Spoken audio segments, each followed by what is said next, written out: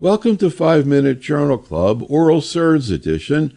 This is medical oncologist Dr. Neil Love.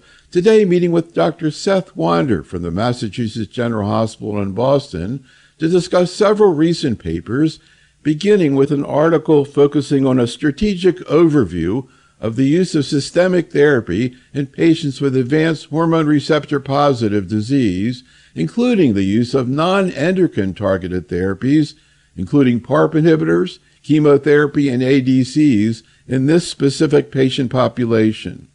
This is a really challenging topic to tackle, and it's really important because the field is shifting under our feet on a daily, weekly, monthly basis. And the way I think about it is almost all patients will get an aromatase inhibitor and a CDK4/6 inhibitor in the first-line setting. And then it becomes really critically important at the time of progression to understand the molecular genomic profile of the tumor.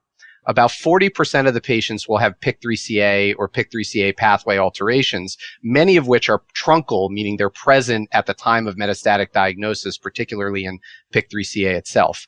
So if you're one of those 40 to 50% that have PI3K, AKT, PTEN, you can go down that pathway. And if you're ESR1 mutant, that number will creep up over time, depending on how many prior lines of therapy.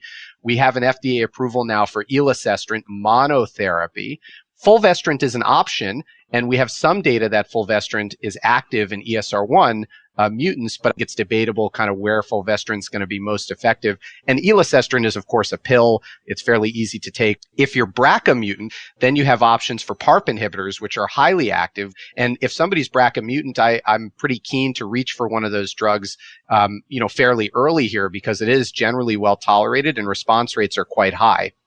And then if you have no target, I would either use fulvestrant or I would think about using fulvestrant with continuation of CDK blockade, typically abemaciclib, based on the post-MONARCH study. And then once you've exhausted all of these endocrine options, or if the patient has more aggressive disease, we're thinking about either chemo or an antibody drug conjugate. The data from Destiny Breast 06 that the antibody drug conjugate trastuzumab deruxtecan for a HER2 low or ultra low patient is more active than conventional chemotherapy. It becomes, I think, a really highly personalized decision because things like capecitabine are so tolerable as opposed to going into an IV every 3 weeks with the ADC. And also, as they mentioned, there's lots of new ADCs exploding onto the scene. We have Dato-DXd, we have HER3 antibody drug conjugates. There are many others, moving through phase 1 and phase 2. So it's a lot of options, which is good for patients, but it's pretty complicated for clinicians who aren't dealing with breast cancer 24/7. Now we have triplet in some patients up front. What do we know about how that alters the mutational profile in terms of, by biomarkers and response to therapy? Yeah, fantastic question. And we really don't know much about the mutational profile at the time of progression on PI3K pathway inhibitors. We're just starting to obviously get that data in. And this is a question that I'm excited to talk with you about probably in the next 18 to 24 months as we start to parse some of that data both on and off clinical trials. So let's talk a little bit about the EMBER-2 study that was published in October. I love these preoperative window of opportunity studies. I wish there were more of them. They're so interesting. Yeah, I share your feeling about this. These preoperative window of opportunity studies give us great kind of snapshots in time in a dynamic way where you have these perfectly paired pre and post tumor biopsies, and you can learn a lot about the biology of the molecule and who's responding and who's not responding without having to do these huge studies and kind of be reading the tea leaves in the metastatic setting. EMBER-2 is preoperative with the next generation oral SERD imlunestrant. Patients had stage 1 to 3 breast cancer, hormone receptor ER positive, HER2 negative. They were operable, but they were untreated. They hadn't had any prior therapy. So they had a baseline biopsy, and then they were randomized to 3 different doses of the oral SERD imlunestrant between 200 and 800 milligrams. They had treatment for 15 days, and then they went for surgery, or they had a second biopsy. I think many of them went to surgery. And you can see the drop in ER, the drop in PR, and the drop in Ki67 proliferation marker. And the drug was highly effective at all the different doses on the order of about 70 to 90%. And what we can then do, which we haven't seen that data yet, is say, well, okay, what's unique about the subgroup of these patients who had the deepest response And what's unique about the subgroup of these patients, the few of them who didn't really respond at all? Was there a secondary mutation? Is there some unique ESR1 variant there that we haven't fully appreciated or elaborated? I think those are the really exciting and interesting questions. Since it was primary breast cancer, I'm assuming very few of these patients actually had ESR1, and yet you still see these kind of responses. How do they compare indirectly to, say, what you would see with an AI? Yeah, it's a great question. You definitely see response with an AI, but anecdotally, I don't think it's quite as brisk and as deep. And to your point, also, you're absolutely right. You would not expect a huge number of ESR1. This also suggests, to your point, that this type of drug might be active in ESR wild type population. And we haven't seen data yet from EMBER-3 and from some of these large prospective studies. The safety data from EMBER-2 matches what we've seen from other phase 1 efforts in the metastatic setting. These drugs are generally very tolerable.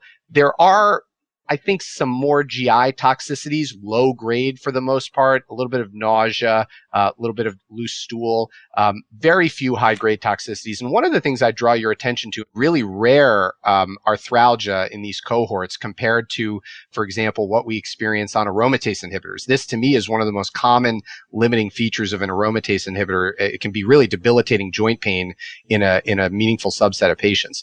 We're also participating in the EMBER-4 study where patients with slightly higher risk disease, these were patients, they get between 2 and 5 years on standard endocrine therapy. This is a big study, more than 6,000 people international. And then they get randomized 1-to-1 to either continue for another 5 years their current therapy or switch over to imlunestrant. Now, to your question, we're going to learn a lot there about toxicity and how well they feel when they make the switch. And I've already had probably 20 patients on this study. And as I said, anecdotally, it tends to be really well tolerated. We don't know whether switching to a next generation oral SERD is going to be, number one, more tolerable, and number two, more effective.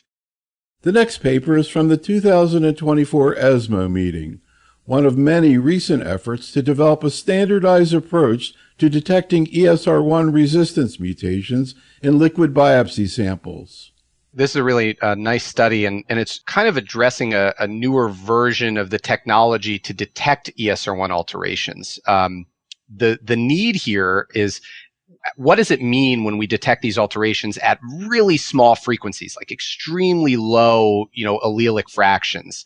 And there's been a push to start to understand that better so that we can choose when to use these drugs. We can start to anticipate what the prognosis is going to be, what the progression pattern is going to be. Now, it's not quite that simple as you might expect. Some mutations have neomorphic activities. Some of them turn the receptor on more than others. And so not all of these mutations are created equal, which is a theme we're going to be talking more and more about over the next year or two.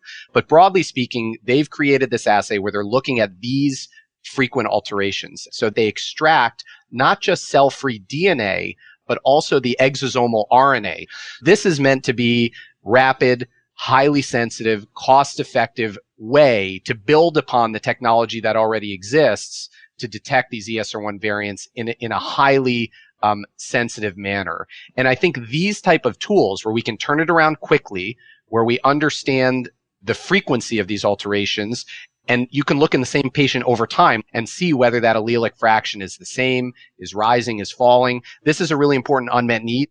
So can you kind of talk more about what's available now in terms of the ESR1 mutations, what options clinicians have in terms of how they're going to get this assay done? Yeah. So you can either do a solid tumor biopsy and then sequence with conventional targeted sequencing. One of the key mistakes that gets made here, though, is a clinician might have a patient who's progressing on first-line therapy, metastatic ER positive. Maybe they reach back for the archival specimen, either from the primary tumor or the time of metastatic diagnosis, and they say, I'm going to sequence this, and there's no ESR1. And so the mistake here is to reach back in a past-looking way to an archival and miss an ESR1 that may have been acquired. So most of the guidelines and most conventional use here suggests using liquid biopsy, circulating tumor DNA for ESR1. One of the problems is sometimes the broader you go, the less deep you're able to go with each specific gene in terms of the sequencing. Whereas some of these emerging tools, they may only be looking at a small spectrum of alterations in one gene, but they can go extremely, extremely deep where you can start to detect those allelic fractions at a level that a conventional test would never report. So those are the things we need to think about